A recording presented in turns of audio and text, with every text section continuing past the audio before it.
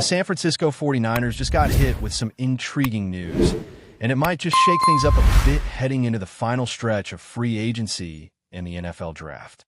We're talking about a name that's been circling around the Niners' orbit for a while now. And let's be honest, it's the kind of move that gets people talking. Whether you're all in or seriously skeptical, there's no denying this potential signing comes with a mix of excitement and question marks. So let's break it all down. What does it mean for the roster? What does it say about the direction the team is heading? And how could it impact that all-important first-round draft pick? All right, so the buzz is back around Stephon Gilmore, former Defensive Player of the Year, one of the most respected corners of his era. He's been linked to San Francisco before, but now those rumors are picking up steam again. Bleacher Report even went as far as to call the 49ers the best fit for Gilmore as he tests the waters in free agency. That alone raises eyebrows. After all, we're not talking about some random rotational corner here. We're talking about a guy who, even heading into his mid-30s, is still seen as a legitimate outside defender.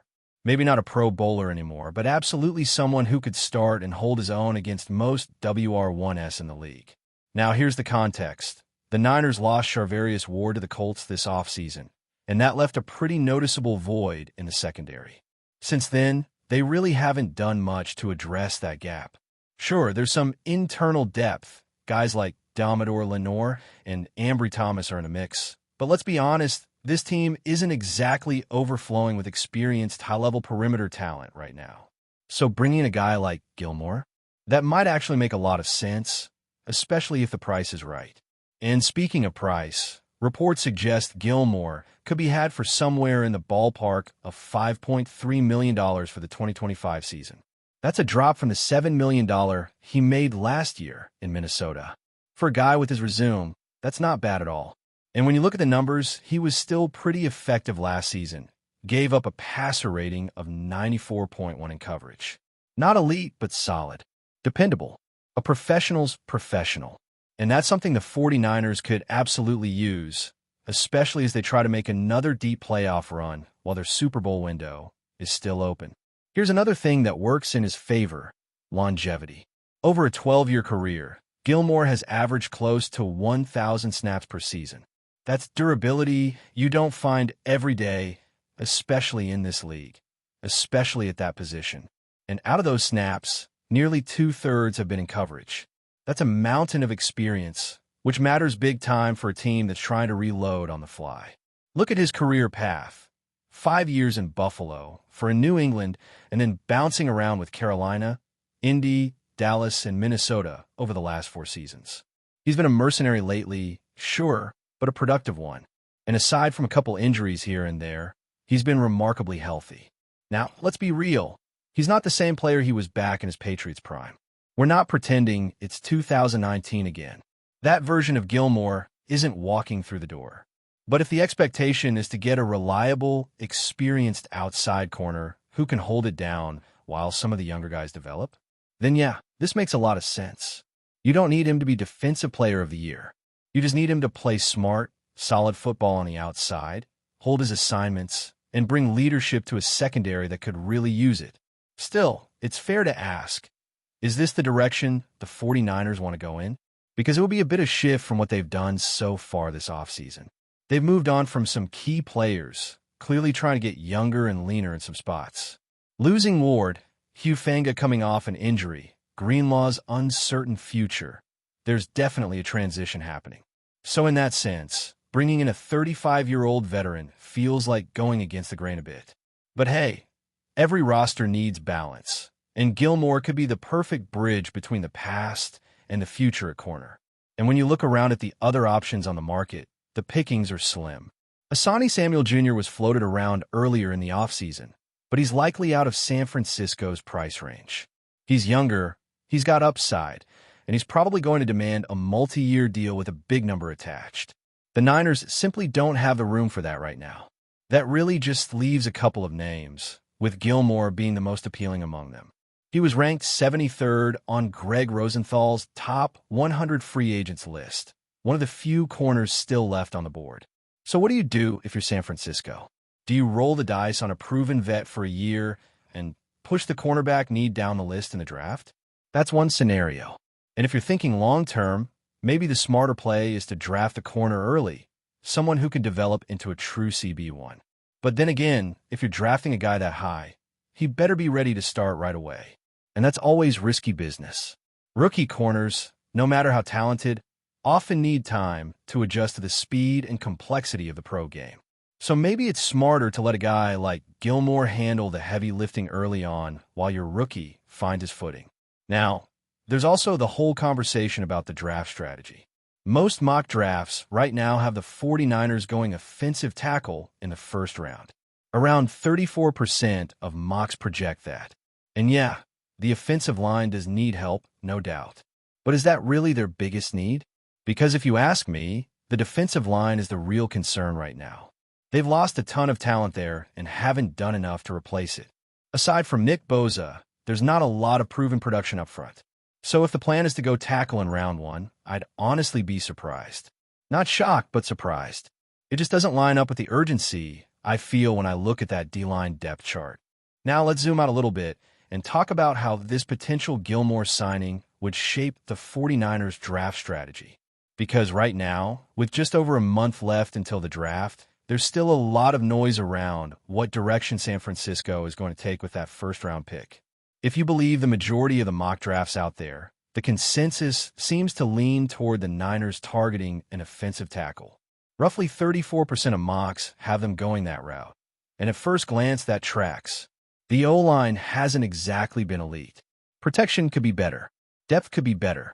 Trent Williams isn't getting any younger, and having a long-term plan in place on the offensive front is smart business. But here's the thing. It just doesn't feel like that's what they're going to do. You know when you have that gut feeling, even if the numbers point another way? That's where I'm at.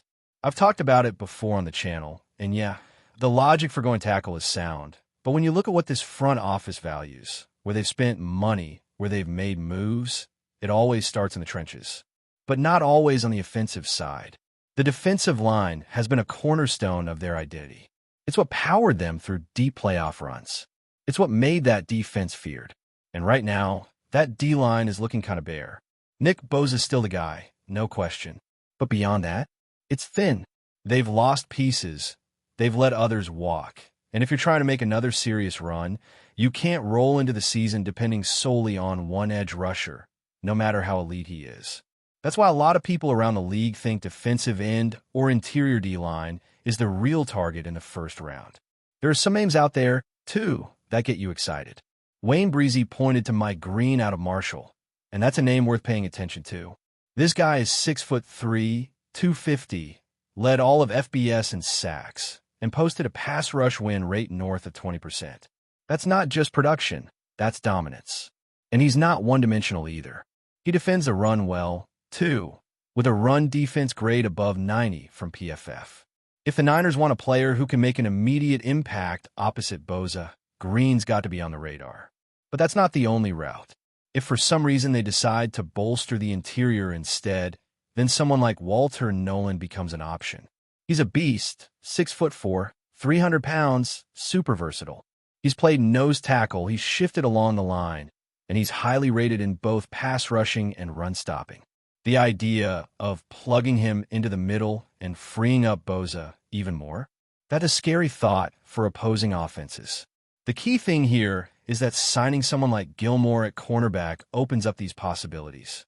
It removes that desperation to draft for need and lets the Niners focus on the best player available at positions where they can truly take a leap forward.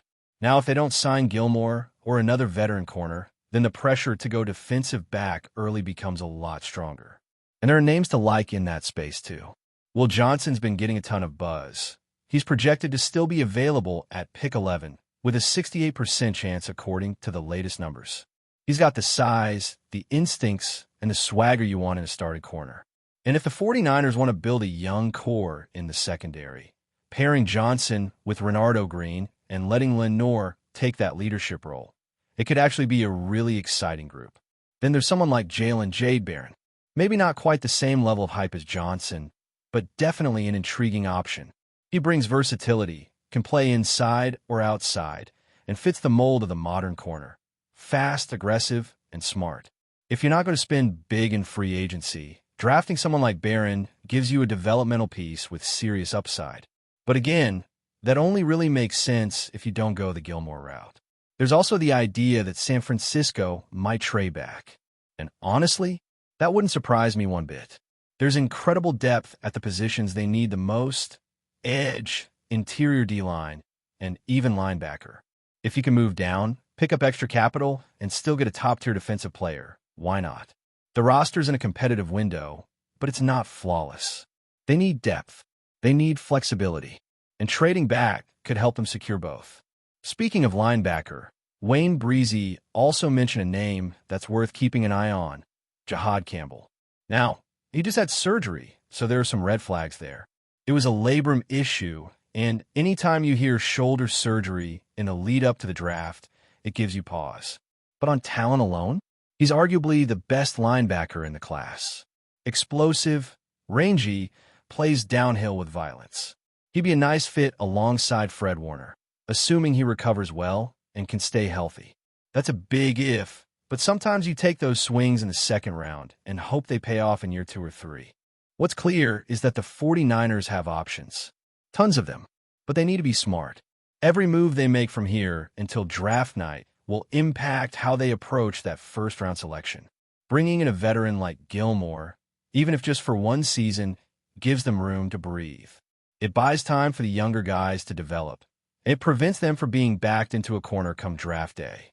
You don't want to be that team that has to draft for need because your depth chart is full of holes. You want to be the team that can sit back, see who falls, and grab a potential star without hesitation. There's also the locker room angle. A guy like Gilmore commands respect. He's quiet, but he leads. And having a presence like that around your younger corners, that matters. It helps accelerate development. It builds confidence. It brings a sense of professionalism that can raise the standard for everyone in that room. The 49ers have always had a culture rooted in hard-nosed, smart defense. Gilmore fits that mold, even if he's not the same player he was 5 years ago. And look, we know the NFC is wide open right now. The Eagles have questions. The Cowboys are always inconsistent. The Lions are rising but improving. The 49ers? They're right there. They got a roster that can go toe-to-toe with anyone, but the margin for error is razor-thin. A single coverage breakdown in a playoff game can cost you everything. You need veterans who won't fold under pressure. Guys who've been there, who've played in Super Bowls, who know what it takes. Gilmore checks those boxes. So yeah, I get the hesitations. He's 34. He's not what he used to be. But for the price, for the experience, and for what he could unlock in terms of draft strategy and locker room stability, I think it's absolutely a move worth considering. And if you're the Niners and you're sitting there with cap space, a window to win now, and a glaring need at corner, you make the call. You bring the vet in. You cover yourself before the draft. And then you go get the difference maker on the line, or wherever your board tells you to go. This next month is going to be wild. So many moving pieces. So much to consider. But one thing's for sure. The 49ers have a chance to retool on the fly, stay competitive, and maybe even come out stronger. Whether that means adding Gilmore, drafting a stud corner, beefing up the trenches, or all of the above, we'll be watching every step of the way. But before we dive in, don't forget to subscribe to 49ers Zone and hit the like button on this video. Your support helps us keep bringing you the latest updates on the San Francisco 49ers. And don't forget to share your thoughts on the news in the comments below. The San Francisco 49ers are making waves in the NFL as rumors swirl about their interest in acquiring Dak Prescott, the Dallas Cowboys star quarterback. Prescott, known for his remarkable resilience and leadership, has long been a key figure in Dallas. But with the Cowboys' fluctuating performance and Prescott's recent setbacks, the 49ers seem poised to make a bold move.